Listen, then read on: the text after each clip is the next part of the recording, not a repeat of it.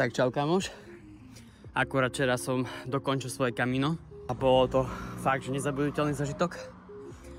No a teraz môžem povedať pár mojich vlastných skúseností z Camina a o čom to bolo, čo som vlastne potreboval vedieť a čo by mi uľahčilo cestu.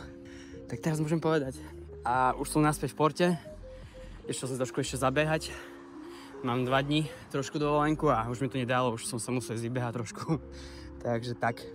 No dačo k mojej ceste, tak ja som išiel Camino portugalskú cestu popri mori do Santiaga a trvalo mi to 9 dní. No a čo som urobil, že na 9 dní som to dal, už by som to asi viac nerobil, lebo treba ti viac času na to, keď si to chceš aj užiť. A pre mňa to bolo hlavne celé o bolesti. Dal som, že aj 52 km bol môj rekord za jeden deň a fakt, že tie mozole, tá únava, už by som to dal asi skôr na tých 11 dní. A celé Camino portugalskou cestou, portugalská cesta by mala trvať, mala by mať nejakých 280 km. Ja som to natiaľ na nejakých 296, lebo proste máš oficiálnu trasu a to neznamená, že nemôžeš aj nejakými bočnými a miestnymi hovorili, chod tam ať, ale tam to bude krajšie. A potom som to trošku natiahol. No. A začal som v Porte.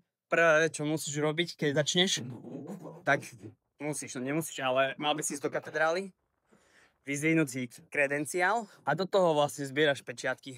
No a máš to nejakú takú spomienku, je to vlastne taký pas putníka a väčšinou tie pečiatky majú na ubytovniach, v chrámoch, v kostoloch, v reštauráciách. Proste nie je problém ich získať. Dá sa to hociak ich získať. A tam je potrebné povedať, že vlastne posledných 100 km by si mal zbierať 2 pečiatky denne, aby si potom na konci mohol dostať certifikát o tom, že si prešiel Camino. Takže to je asi tomu kredenciálu. OK. Tu sa zanačili. No. Potom, čo je podstatné, spať môžete vonku, ale toto veľmi radi nemajú. Alebo potom máte viaceré možnosti. Najčastejšie ja som prespával v alberge, to je nejaké také miesto pre putníkov, kde môžu prespať. Alebo hostely, hotely, nejaké penzioníky, proste všade možné. Viete to pozrieť cez Booking alebo cez stránky. Ja som napríklad využíval Buy Camino. Inak všetci vidím, vám tu budú hovoriť Buy Camino, je to oficiálny pozdrav putníkov. Takže Buy Camino, v kuse všade všetci Buy Camino. A noc najlacnejšiu som mal za 12 €.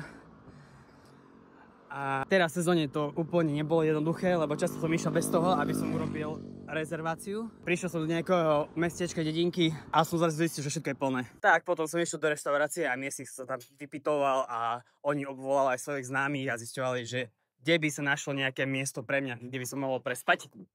No ale stále sa niečo našlo a ani jednu noc nespal vonku. Čo týka počasie, bolo fakt super, ale keď je teplo, treba mať niečo s dlhým rukavom a nejakú bundu, lebo je tu dosť veterno. Pri ceste si môžete aj načapovať vodu, je tam veľa dobitých napájadiel, fontánok, ale voda tu chutí inak a mne to vôbec akože nechutilo. Pil som ju, nemal som s tým žiadne problémy, ale keď bola tam možnosť, tak som si zakúpil vodu v obchode 20 centov, takže super, za politrovú fľašku. Ďalej, čo som ešte také mohol povedať, to je všetko?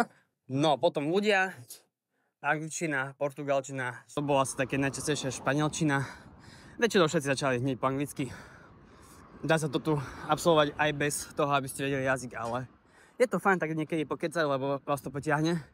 A hlavne už keď nevládzete, tak sa niekomu prihovoríte, alebo niekto sa vám prihovorí a idete nejakú časť spolu. Mal som tak zo pár ľudí, s ktorými som išiel aj 20 km a pokecali sme o živote, o všetkom možnom. Potom aplikáciu, ktorú som využíval na trackovanie cesty, alebo tak, že by som úplne nešiel mimo. Takže som používal Gronzo Map a hej, tam bola super vyznačená trasa, máte tam aj hostely vyznačené, ubytovne, takže viete si aj podľa tej aplikácie pozrieť, že kde vlastne sa dá ísť. A putníci sú tu vlastne z celého sveta, fakt, že stretol som tu Američanov, tam také škandinávské krajiny, z Austrálie ľudí, Európe. z Európy, nikoho zo Slovenska inak, takže bolo to celkom fajn. Pár Čechov, Poliakov, ako... Takže tak. A keď prídete vlastne do toho Santiaga, je to dosť silný zažitok po tej ceste, po tých všetkých mozoliach. Hej, inak zoberte si na niečo na prepichovanie mozoly, lebo to je akože masaker s tými mozolami, tam všetci krývajú a tie mozole, to je fakt, že sila, tá unáva nôh a hlavne treba veľa piť, fakt. A čo mi jeden typek poradil, keď som bol na tom alberge, takže si mám zaviazať inak topánky, iný štýl viazania a musím uznať, že pomohlo to a odtedy som mal menej mozoľov. Takže tak, u mňa to bolo dosť fyzické, tým pádom, že fakt som sa snažil prejsť čo najviac. Až dneska by som prvýkrát chcel ísť do oceána sa trošku okúpať, lebo fakt som len chodil. Všetci väčšinou vyražali ráno, ja keď som stál, už tam skoro nikto nebol. O tej 9, keď som začal vyrážať, fakt, že potom som začal ľudí dobehovať. A po obede už som išiel zase sám celú cestu, lebo už nikto nebol okolo. Čo ďalšie? Nič, musím porozmýšľať potom. Nadviažem na ďalšie video. Ja sa už nachádzam na izbe s takýmto výhľadom.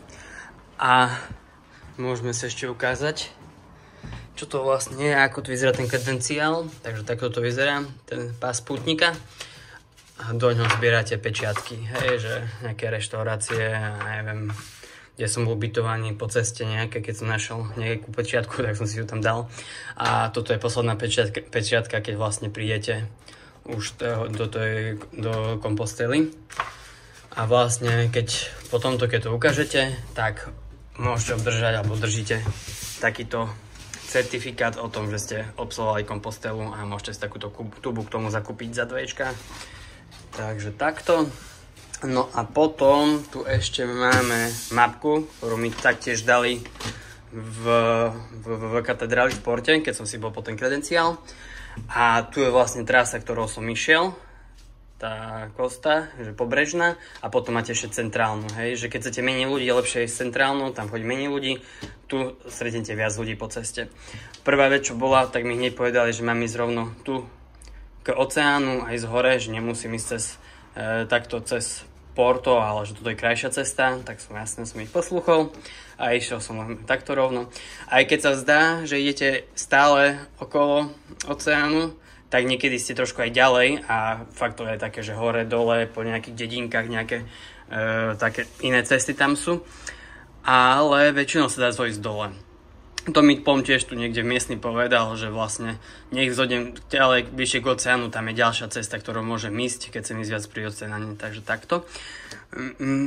Potom tu, keď dojdete do mesta Caminio, tu, tak vlastne tu si môžete zobrať buď taxiboat, alebo ísť na okolo, ale tam je nejaká obchádzka vyše 20 km, keby ste chceli ísť cez most.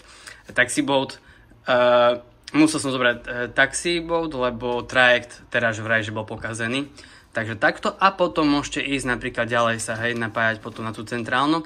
Ale ja som zase urobil ďalšiu vec, že išiel som ďalej okolo oceána a napríklad tu mám aj vyznačené miesta, že kde som bol, hej, že napríklad Oja bola celkom fajn mesto, tu som nocoval, Vigo, to bolo tiež celkom fajn, obrovské, tam sa to oplatí straviť jednu noc. A Pontevedra, tak toto bolo tiež super, tam sa mi to páčilo. Čím idete ďalej, tým viac vlastne stretávate putníkov, tým viac sa to aj cesty iné napájajú. Hej, takže potom vlastne už fakt tam je už strašne veľa ľudí. No a tak pokračujete ďalej a sa dostanete do Santiago de Compostela, takže tak som išiel moje Camino, hej, čiže netreba sa fakt, že držať stále tých nejakých oficiálnych, viete ísť trošku aj pomimo a môže to byť ešte trošku aj krajšie. Takže takto, tá mapka fakt, že mi pomohla a častokrát aj miestni mi fakt pomohli, že vybrať krajšiu trasu, že kde mám ísť, kde to bude lepšie. No a potom veci, ja som použil za tých 9 dní, že 3 trička, 3 trenky a 3 ponožky, toto je vlastne všetko, čo som použil, to som vôbec nepoužil. No a hygienu tiež tam netrebalo veľa. Podstatné sú štupodouši, lebo proste je tam hluk na tých alberge, na tých ubytovniach a fakt sa to zíde. Krém už na budúce 50 a 3 denne som sa s týmto mazal a aj tak natieral a aj tak som bol spalený, takže takto. nejaká kniha a s tým som si pral celkom pravidelne. Takže takto. Čo tu ešte máme? Také zaujímavejšie. Leukoplasty, jasné, to musí byť. Tam mám ešte taký švajčiarsky nožík, s čím som si prepichoval tie veci na nohách. Takže takto a tu som mal s dlhým rukávom košelu a určite by som už volil niečo iné, aj nejakú bundu. Takže takto a rúbsak som mal 44 litrový a určite by postačoval aj menší. To je zbytočné, asi si myslím, že aj veľa. Že netreba to preháňať s tými vecami. Čím menej to človek má, tak tým lepšie, rýchlejšie sa mu ide, je to ľahšie. No a to je vlastne, takto som spoznal hneď, keď takto išla ťažká mínu a hneď som sa mu mohol prihovoriť. A tu sú veci vlastne, ktoré som vôbec ani nevyužil, že vlastne stačilo mi toto. Takže takto. No a čo bolo ešte podstatné? Neviem, čo som povedal, zápisník. Je dobre si to napísať, lebo tie dni strašne splývajú dokopy. A už som naozaj nevedel, že ktorý deň, čo bolo, jak bolo. Strašne to uteká a tie dni sa zlievajú, hej.